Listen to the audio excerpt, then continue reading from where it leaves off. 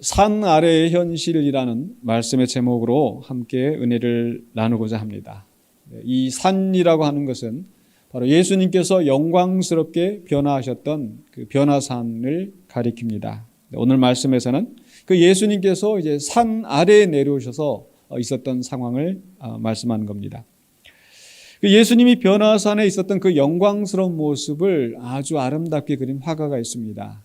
레오나르도 다빈치하고 또 미켈란젤로와 함께 이 르네상스 시대의 3대 거장으로 불리우는 라파엘로 산치오라는 분이 이 그리스도의 변모라고 하는 그런 그림을 명화를 남기셨어요. 그 그림을 보시면 영광스럽게 변모하신 그 예수님이 보이고 가운데 또 그 왼편에 이 돌판을 들고 있는 걸 보니까 아마 그분이 모세인 것 같아요. 그리고 반대쪽 오른쪽에는 엘리야가 있습니다. 그리고 그 아래에 이제 잠들어 있는 이제 잠들다가 이제 어렴풋이 깨어난 그런 제자들의 모습, 3명의 제자 베드로와 또 야고보, 요한을 데리고 예수님께서 그 변화산 영광스러운 모습을 보여주셨죠. 그런데 오른쪽에 보니까 또 이 2사람이 보이실 겁니다. 오른쪽에 2사람인데 이 사람은 어떤 사람들인가? 이 그림을 라파엘로에게 그 의뢰하였던 그 나스본 성당에서 우리가 존경하는 이 성인 이 유스토와 또 파스토르도 이 2사람을 이 그림에 넣어달라. 그래서 바로 지금 이 시대에 사는 이 믿는 자들도 말씀을 통해서 그 변화하시는 영광스러운 모습을 함께 보고 있다라는 그런 어떤 상징적인 의미를 담아놓은 것 같습니다. 그런데 이 라파엘로가 그린 이 그림은 이게 전부가 아니고요. 사실은 그 아래에 또 다른 그림이 함께 있습니다. 바로 예수님께서 변화산에서 영광스럽게 그 변모하시는 그 가운데 있을 때 그 산 아래에는 무슨 일이 있었는가? 그래서 이 변화산 그 영광스러운 모습과 함께 일어났던 산 아래의 모습을 보여주고 있는 거죠. 그 아래는 바로 이 귀신 들린 아들을 둔 아버지가 그 아들의 문제로 인해서 고쳐달라고 제자들에게 왔지만 제자들이 고쳐지지 못하는 오늘 본문에 있는 말씀 그 상황을 지금 이제 그리는 거죠. 보면은 그 오른쪽 편에 사람들이 모두 9명이 있습니다. 그러니까 남겨진 9 제자들인 것 같고요. 왼쪽에 바로 그 귀신 들려서 이제 눈이 뒤집어진 그 어린 아이가 있고 그 아이를 붙잡고 있는 그 초록색의 왼쪽에 그분이 아버지인 것 같아요. 그리고 그 바로 앞에 여인 그 아이 뒤에 있는 그 여인이 바로 어머니가 아닌가. 굉장히 절망스러운 상황에서 지금 제자들 향하여서 이 아이를 고쳐달라고 하는데 보면 제자들의 표정이 보면은 뭐 당황해서 지금 어쩔 줄 모르는 그런 상황입니다. 그리고 이 부모 뒤로 이 군중들의 모습이 보이는데 표정을 좀 자세하게 살펴보니까 굉장히 화나 있는 듯한 실망하고 화나 있는 듯한 그런 표정으로 보여집니다. 다시 한번 이 그림 전체를 보시면 이 산 위에 그림 어떻습니까? 산 위에 있는 이 상황은 굉장히 찬란한 빛이 비치고 영광스러운 예수님, 즉 빛나는 그 이상향의 모습을 보여주는 반면에 산 아래는 굉장히 어두운 배경을 하고 있죠. 사실 이 말씀을 보면은 이튿날 산에서 내려오셨다 하는 그 말씀을 보면은 이 밤중에 변화산에서 영광스러운 모습이 있었고 또 반대로 이 산 아래는 이게 대낮인 이런 상황일 겁니다. 그런데 오히려 위에는 찬란한 빛이 보여지고 밑에는 아주 어둡게 표현을 하고 있습니다. 왜 그렇습니까? 바로 이 산 아래의 현실, 문제 많은 세상, 어두운 현실을 지금 이 화가가 잘 그려낸 것이 아닌가. 오늘 봉독한 말씀 37절에 이렇게 시작하고 있죠. 이튿날 산에서 내려오시니 큰 무리가 맞을세. 이튿날이라고 한 것은 바로 그 지난 밤중에 변화산에서 그 영광스러운 그 역사, 영광스러운 예수님을 체험하였던 그 사건이 있었던 것을 알 수가 있고, 그리고 산에서 내려오시는 거예요. 근데 큰 무리가 맞았다고 그랬는데 이 큰 무리는 어떤 사람이겠습니까? 예수님을 환영하면서 예수님을 높이는 그런 사람이겠습니까? 아니죠. 바로 많은 문제들을 안고 예수님을 찾고 기다리고 있던 그런 사람들이겠죠.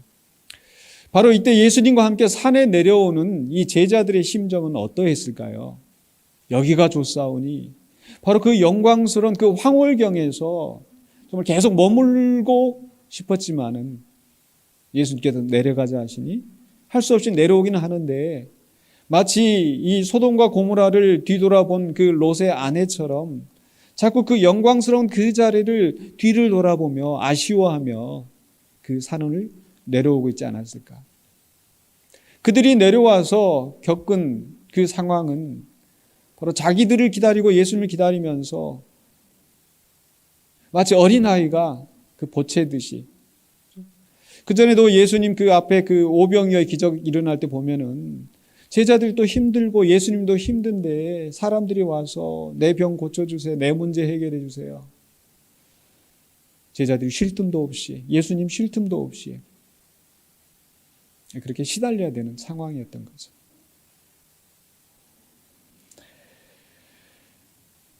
결국 그렇게 많은 문제를 안고 많은 사람들이 예수님을 찾고 있는데, 오늘 본문에는요, 그들 가운데 아주 더 절박한 한 아버지를 보여주고 있습니다. 38절로 39절에 그 절박한 아버지의 사정이 기록되어 있는데, 38절에 무리 중에 한 사람이 소리질러 이르되, 뭐 이 사람만 소리 질렀겠습니까? 여기저기서 예수님 죽겠어요, 힘들어요. 근데 이 아버지는 너무 절박하기 때문에 다른 사람보다 더 크게 고함을 지르면서, 예수님, 내 아들 좀 봐주세요. 내 외아들입니다. 이 외아들에게 큰 문제가 있는 거예요. 사실 뭐 딸이라고 안 귀하고 아들이라고 더 귀하고 그렇게 했습니까만은, 이 시대의 사회가, 이 문화가 아들이 내 이름을 잇고 아들이 내 기업을 이어가야 되기 때문에, 아들이 없으면 결국 기업도 이름도 다 없어지는 상황이기 때문에 너무 중요한 거예요. 그것도 아들이 여럿이 있는 것도 아니고 외아들이. 어떤 문제가 있습니까? 39절에 귀신이 그를 잡아 갑자기 부르짖게 하고 경련을 일으켜 거품을 흘리게 하며 몹시 상하게 하고야 겨우 떠나가나이다. 몹시 상하게 한다. 간단하게 이렇게 표현되어 있지만 마가복음에 보니까 훨씬 더 심각하더라고요. 똑같은 상황을 마가복음 9장 21절 22절에서 이렇게 기록하고 있습니다.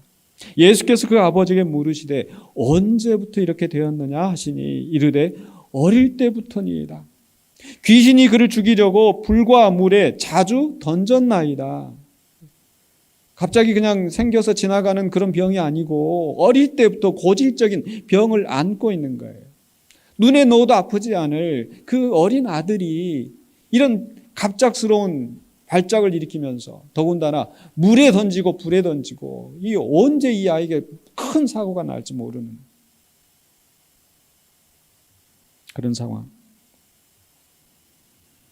그런데 어쩌면 이 아버지가 절박하게 예수님 앞에 부르짖고 있는 그 상황이 어쩌면 우리의 현실과도 같지 않은지, 우리의 현실을 대표적으로 보여주는 게 아닌지. 우리는 부활 후에 영광스럽게 변모하시고 승천하신 예수님을 생각하면서 영광 중에 다시 오실 그 예수님을 소망하며 살고 있습니다. 그리고 그 예수님이 오실 때 모든 눈물을 씻겨주시고 우리를 영광스럽게 하실 그 날이 있을 것을 기대하지만, 그러나 실상 지금 현재 우리가 겪고 있는 현실은 어떠합니까? 많은 문제에 시달리면서 고통스러워하고 절망하고 낙심하고 눈물 짓고 한숨 쉬면서 잠 못 이루고. 그게 우리의 현실 아닙니까? 사실 목장 모임에서 또 신방 가서 성도들과 좀 깊은 얘기를 나누다 보면 이런 어려움이 있구나, 이런 아픔이 있구나. 어떤 분은 교회에서 정말 항상 웃으시고 씩씩하시고, 그래서 그분한테는 그런 어려움이 없는 줄 알았는데, 그분은 정말 기도하시는 분이기 때문에 아주 그냥 담대하게 어떤 상황도 이겨내실 것 같았는데 눈물 지으며 고통스러워하시는 그런 속심경을 털어놓으실 때가 있거든요. 아마 제가 아마 들은 것은 아마 빙산의 일각일 거예요. 차마 목사에게도 얘기하지 못한, 누구에게도 알릴 수 없는 그런 고통스러운 문제들. 아들 때문에, 딸 때문에, 남편 때문에, 아내 때문에, 시댁의 문제 때문에, 사업 때문에, 여러 가지 문제들로 정말 너무너무 고통스러운 그런 현실들. 이런 문제를 해결하기 위해서 병원에 가보기도 하고, 사람을 만나서 하소연하기도 하고, 그렇게 해봤지만은 문제는 해결되지 않고 답답하고 실망할 때가 얼마나 많았습니까? 바로 그런 절박한 아버지 상황처럼. 근데 주변의 사람들은, 내가 믿을 만한 사람도 또 지도자라고 하는 사람들도 그걸 해결해 주지 못하는 거예요. 이 아버지가 그러했거든요. 그 다음 장면이 40절에 보면요, 이 무능한 제자들, 예수님의 제자들 해결해 줄 줄 알았는데, 예수님 앞에 오면은 해결될 줄 알았는데 그 제자들은 전혀 도움이 안 되는 거예요. 40절에 보니까 당신의 제자들에게 내쫓아 주기를 구하였으나 그들이 능히 못하더이다. 제자들 하면은 그래도 어느 정도 할 수 있겠지? 못한다는 거예요. 사실 사람들이 해결해 주지 못하는 문제 얼마나 많습니까? 문득 예전에 그 허경영이라는, 지금 실명 얘기해도 되는지 모르겠는데, 한참 그런 노래 부르고 다니면서 내 눈을 바라봐, 내 눈을 바라보면 행복해지고, 내 눈을 바라보면 건강해지고, 내 눈을 바라보면 취업을 하고 시험에 합격하고. 실제로 그 사람 말한 대로 됐으면은 그 사람 이미 대통령 되지 않겠습니까? 그게 못하는 거예요.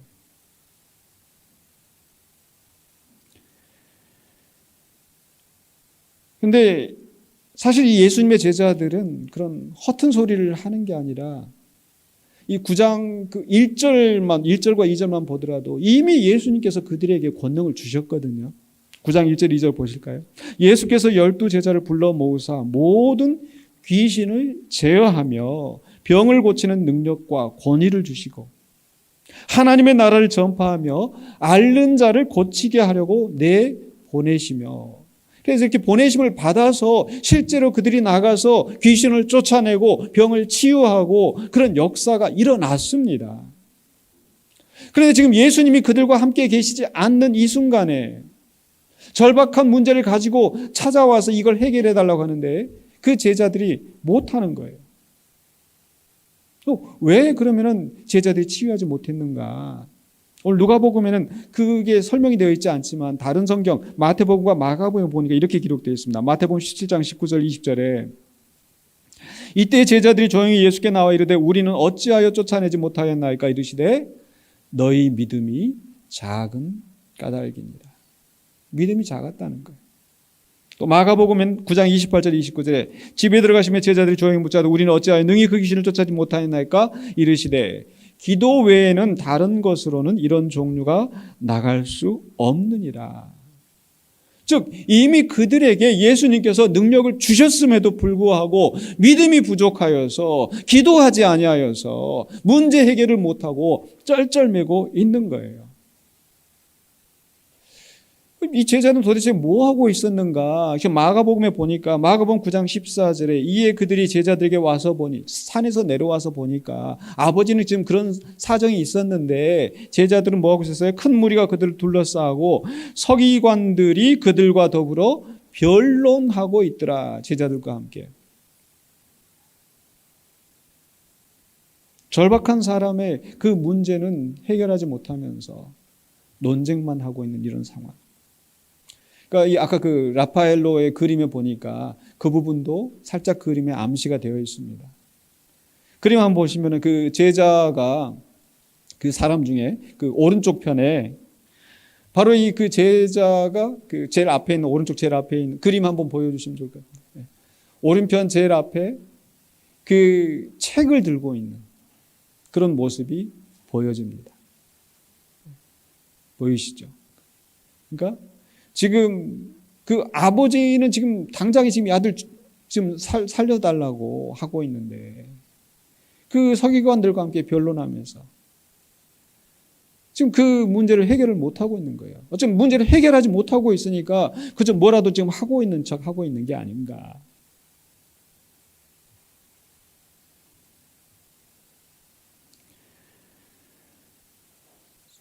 사실 그 그림을 보면서 이 성경을 보면서 저 자신도 좀 부끄럽고 좀 한계를 느낍니다. 왜냐하면 우리 성도들이 그런 문제를 가지고 왔을 때 목사님 잠을 잘 못 잡니다. 목사님 이상한 소리가 들립니다. 목사님 우리 자녀 때문에, 목사님 이 병 때문에. 그래 같이 기도하고 하지만은 사실 금방 문제가 해결되지 않거든요. 어떤 진짜 내 눈을 바라보면 해줬으면 좋겠는데 안 되거든요. 성도들은 지금 다 그 삶의 현장 속에서 지금 고통스럽게 지금 절박하게 울부짖고 있는데 목사들은 모여서 서로 자리 싸움하고 자리 다툼하고 엉뚱한 신학 논쟁이나 하면서 자기 욕심 채우면서 성도들은 지금 목사님을 바라보면서 교회 지도자들을 바라보면서 어떻게든지 도움을 얻으려고 하고 있는데 그 문제 해결해 주지 못하고 무능한 그런 모습입니다. 그 속에서 지금 이 아버지는요, 그 서기관들과 계속 변론하고 있는 그 모습을 보면서 얼마나 아버지는 더 절박했을까. 근데 그 상황을 예수님께서 아시고 그 보시고 예수님은 또 얼마나 답답하셨겠어요. 그래서 예수님께서 그 다음 9장 41절에 보니까 믿음이 없고 패역한 세대여 이렇게 말씀하신 게 아닌가. 9장 41절에 예수께서 대답하여 이르시되 믿음이 없고 패역한 세대여 내가 얼마나 너희와 함께 있으며 너희에게 참으리요. 사실 이 말씀이 누구를 위해 말씀하시는지 사실 정확하지는 않는 것 같아요. 1차적으로는요, 그렇게 해결해 주지 못하는 그 제자들을 향한 말씀이라고 보여집니다. 분명히 예수님께서 지위와 그들에게 귀신을 제어할 수 있는 권능을 주셨음에도 불구하고 믿음이 없어서 기도하지 않아서 무기력하게 지금 있는 이 답답한 제자들의 모습. 근데 제자들만 그렇습니까? 아버지는 또 어떤가요? 정말 당사자인데 아들을 위해서 정말 믿음으로 나갔으면 됐을 텐데 아버지도 사실은 답답하고 그냥 탄식만 하지 믿음이 없는 거예요. 뭘 보면 알 수 있냐면요. 9장 22절 23절에 예수님을 향하여서 무엇을 하실 수 있거든 우리를 불쌍히 여기사 도와주옵소서. 예수께서 이르시되 할 수 있거든이 무슨 말이냐. 믿는 자에게는 능히 하지 못할 일이 없느니라. 24절에 그 아이의 아버지가 소리를 질러 이르되 내가 믿나이다. 나의 믿음 없는 것을 도와주소서. 그러니까 이 아버지도 사실 믿음이 없는 거예요. 이 아들을 데리고 오기는 왔지만 아버지도 사실 믿음이 약한 겁니다. 제자들만 믿음이 부족한 게 아니라.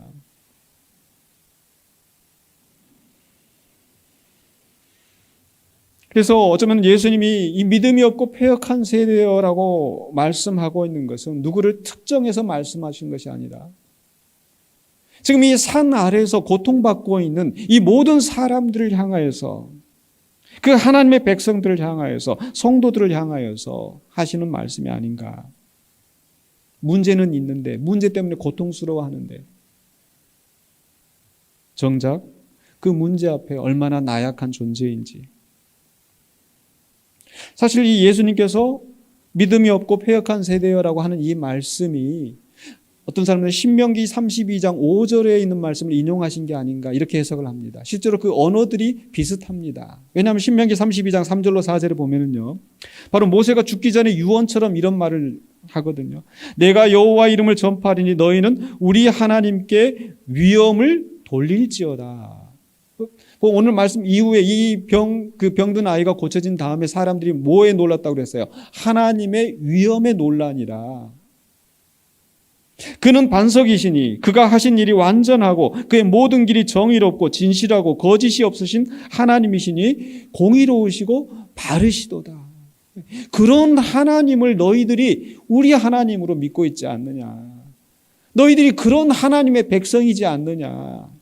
그런데 실상 그 백성들은 어떠합니까? 32장 5절에 그들이 여호와를 향하여 악을 행하니 하나님의 자녀가 아니요 흠이 있고 삐뚤어진 세대로다. 하나님이 그 정의롭고 공의로우신 위대하신 하나님의 백성인데 정작 하나님 앞에 악을 행하고 믿음이 부족하고 그래서 쩔쩔매고 살아가는 이 세대들. 예수님의 심정이 그랬다는 거예요. 지금 예수님이 별세를 앞두시고 있잖아요. 지금 변화산에서 모세와 엘리야와 함께 예루살렘에서 별세하실 것을 말씀하신 후에 지금 이제 곧 이제 예루살렘으로 가시고 그리고 거기에서 별세하시고 예수님은 떠나시게 되는데 제자들은 아직 너무 약한 거예요. 예수님을 따른다고 믿는다고 하는 그 무리들도 너무나 연약한 겁니다. 그래서 마치 예전에 나왔던 그 영화 마라톤이라는 영화, 자폐증을 가진 아들을 둔 그 엄마가 그 아들 뒷바라지하면서 한숨 짓고 눈물 흘리면서 그런데 큰 병에 걸려가지고 이제 곧 죽게 생겼는데 내가 없으면 이 아들은 어떻게 살까? 내 평생의 소원은 내가 이 아들보다 하루 늦게 죽는 거. 나 없으면 못 살 것 같은 이 아들. 예수님의 심정이 그러셨다는 거예요. 내가 얼마나 너희와 함께 있으며 내가 얼마나 참을 이게 막 꾸중하고 질책하고 그런 심정이 아니라 이제 예수님은 별세하실 건데 아직 다 믿음이 온전하지 못한 이 제자들, 이 무리들.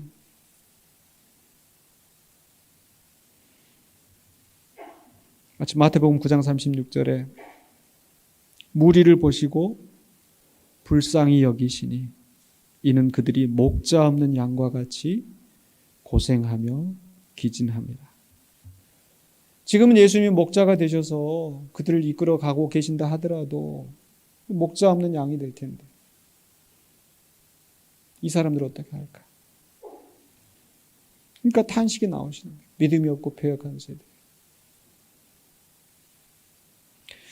근데 그런 암담한 현실 속에서 희망의 음성이 들려오죠. 바로 9장 41절에 다시 보시면 믿음이 없고 패역한 세대여 내가 얼마나 너희와 함께 있으면 너희에게 참으리요 라고 화를 내시는 게 아니라 그 아버지를 향하여 문제를 가진 그 아버지를 향하여서 네 아들을 이리로 데리고 오라.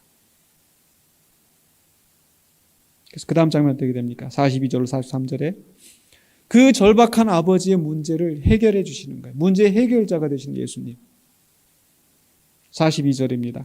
올 때에 귀신이 그를 거꾸로 뜨리고 심한 경련을 일으키게 하는지라. 귀신이 최후의 발악을 하는 겁니다. 얼마나 강하게 저항을 하는지 거꾸로 뜨리고 심한 경련을 일으키는데 그 귀신의 힘이 대단한 걸 알 수가 있습니다. 그런데도 예수님께서는 그 더러운 귀신을 어떻게 해요? 꾸짖으시고 풍랑을 꾸짖으시는 예수님. 그럼 바로 예수님의 권능, 주권을 의미한다고 말씀드렸죠. 아무리 더러운 귀신이어도 아무리 강한 그 사단의 역사를 할지라도 예수님은 그 위에 계시면서 꾸짖으시는 거예요. 꾸짖으시고 나가라 하니까 꼼짝없이 나가는 거예요. 그래서 그 아이를 낫게 하시고 아버지에게 돌려주셨어요. 예수님은 모든 문제를 해결할 수 있는 절대적인 주권자이십니다. 그래서 그 장면을 보고 사람들이 어떻게 합니까? 43절에 사람들이 다 하나님의 위엄에 놀라니라. 즉 모세가 너희 하나님께 위엄을 돌릴지어다 하는데 그 사람들이 하나님의 위엄을 보지 못하는 거예요. 그러면서 믿음이 없이 패역한 세대로 가고 있는데 지금 이 예수님 당시에도 사람들이 그렇게 믿음이 없어 기도하지 않고 쩔쩔매고 제자들도 그 권능을 받은 제자들도 해결하지 못하고 근데 예수님께서 다시 그들의 문제를 해결해 주시고 하나님 역시 살아계시고 하나님의 위엄 대담하신다는 것을 하나님의 그 위엄과 영광을 보여주시는 거죠. 바로 예수님의 사역입니다. 예수님은 우리의 모든 문제를 해결해 주실 수 있는 위대한 구원자이십니다. 제 아무리 강한 세력을 가진 귀신이라 하더라도 예수님은 제압하실 수 있는 승리자이십니다. 그런데 그 대단하신 예수님이 많은 사람들이 그 놀라고 있는 야 하나님의 위엄이 대단하다. 역시 우리 예수님이야. 근데 그 순간에 예수님 뭐라고 말씀하십니까? 바로 그 다음 장면은 43절 45절에 예수님께서 결국 고난의 길을 가신다라는 것을 다시 말씀하시는 거예요. 43절 44절 보십시다. 그들이 다 그 행하시는 모든 일을 놀랍게 여길세 예수께서 제자들에게 이르시되 이 말을 너희 귀에 담아두라. 인자가 장차 사람들의 손에 넘겨지리라 하시되 사람들의 손에 넘겨지리라. 이것은 즉 예수님께서 배반당하실 것을 유다가 예수님을 배반하고 그 돈 은 30냥에 예수님을 팔아 넘기는 그 상황을 지금 말씀하시는 거예요.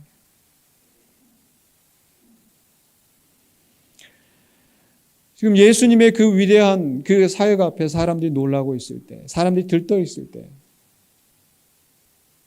예수님은 그 고난의 길을 가실 것을 말씀하시죠. 왜 그렇습니까? 왜 그 위대한 승리자가 당신 앞에 있는 문제 하나 해결하지 못하고 그 고난의 길을 가실까요? 그것은 아직 근본적인 문제 해결이 이루어지지 않았기 때문에 즉 귀신이 쫓겨나가고 그 아이가 나음을 얻었지만 여전히 그 죄의 문제, 사망의 문제, 우리를 얽어매는 모든 악한 권세들이 여전히 힘을 발하고 결국 우리는 하나님 앞에 나갈 수 없는 그런 존재인 것을 예수님은 아시기 때문에 그 궁극적인 구원을 이루시기 위하여서 예수님은 사람들의 손에 넘겨지시는 배반당하시는 그리고 십자가의 죽임을 당하시는 그 고난의 길을 가시는 겁니다. 예수님은 얼마든지 그 누가 배반할 줄 아셨기 때문에 무슨 일이 일어날 줄 아셨기 때문에 배반자를 다 색출해내고 그리고 그 길을 가지 않으실 수도 있으셨겠죠. 하지만 예수님은 묵묵히 그 길을 가십니다. 바로 우리를 구원하시는 하나님의 뜻을 이루시려고 순종하시는 거죠. 마치 산 위의 영광의 자리에서 산 아래 고난의 자리로 내려오신 것처럼 예수님께서는 우리를 구원하시기 위해서 하늘 영광 버리시고 이 땅에 오셨기 때문에 그리고 십자가에 죽기까지 낮아지셨기 때문에 바로 산 위의 영광의 자리에서 내려오신 그 모습이 바로 이 십자가의 길을 먼저 보여주는 것이 아닌가. 분명히 산 위에서 예수님은 찬란한 영광 가운데 구약성경에서 그 위대한 모세와 엘리야의 수종을 받으면서 하늘로부터 나는 음성 내 사랑하는 아들이라 너의 말을 그의 말을 들으라. 하나님이 인정하셨던 그 메시아 영광스러운 하나님의 아들 우리가 마땅히 순종하고 그 앞에 엎드려야 될 그런 분이셨는데 굳이 산의 아래로 내려오셔서 배반당하시고 죽임당하신 그 길을 가셔야 했는가? 왜 그렇습니까? 우리를 사랑하시기 때문에. 고통당하는 우리를 외면하지 아니하시고 우리의 문제를 해결하시고 우리를 구원하시기 위해서 예수님은 내려오셨습니다.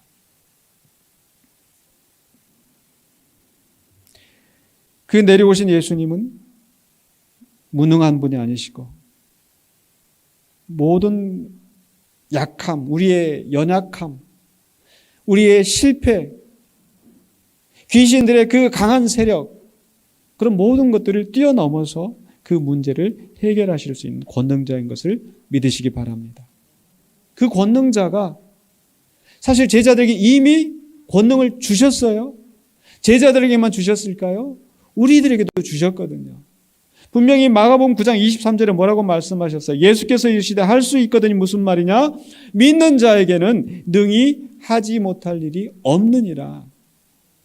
이미 우리 믿는 자들에게 능력을 주셨는데 우리 믿음이 부족하여서 또 뭐가 부족했을까요? 바로 마가복음 9장 29절에 이르시되 기도 외에 다른 것으로는 이런 종류가 나갈 수 없느니라. 우리의 기도가 부족하여서 해결되지 않는 것은 아닌가. 분명히 우리는 예수님을 믿고 하나님의 자녀가 되었지만 우리가 지금 살고 있는 삶의 현장은 산 아래에 있는 것을 기억하시기 바랍니다. 그래서 그 안에 많은 문제가 있는 게 당연합니다.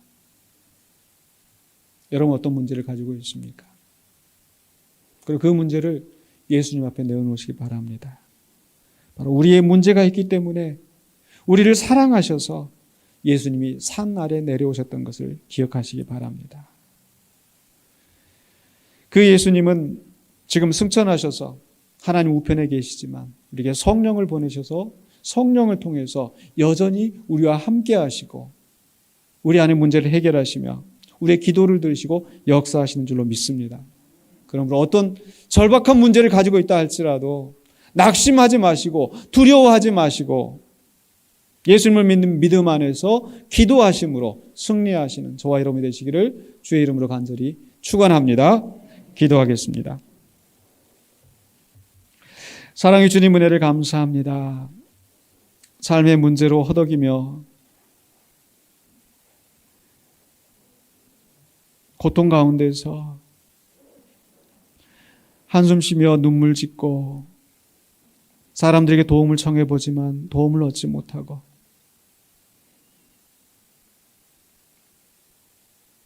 주님만 바라봅니다. 여전히 우리의 믿음이 부족한 것을 주님 앞에 고백합니다. 주님 앞에 온전히 기도하지 못하고 그저 낙심하여 있었던 우리의 자신들을 회개합니다. 주님, 우리를 도와주시옵소서. 주님이 주신 능력으로 말미암아 믿음 안에서 우리가 기도하며 이 문제를 잘 해결해 나갈 수 있기를 원합니다. 또한 우리 형제 자매들의 주변에 내 사랑하는 자들이 고통당하고 있는 것을 우리가 외면하지 않고 함께 기도하며 믿음으로 헤쳐나갈 수 있는 사랑의 공동체가 되게 하여 주시옵소서. 그리하여 하나님의 위엄 앞에 그리스도의 은혜 앞에 영광을 돌리고 주님을 따라가는 신실한 주의 백성, 주의 자녀 되게 하여 주시옵소서. 예수 그리스도 이름으로 기도하옵나이다. 아멘.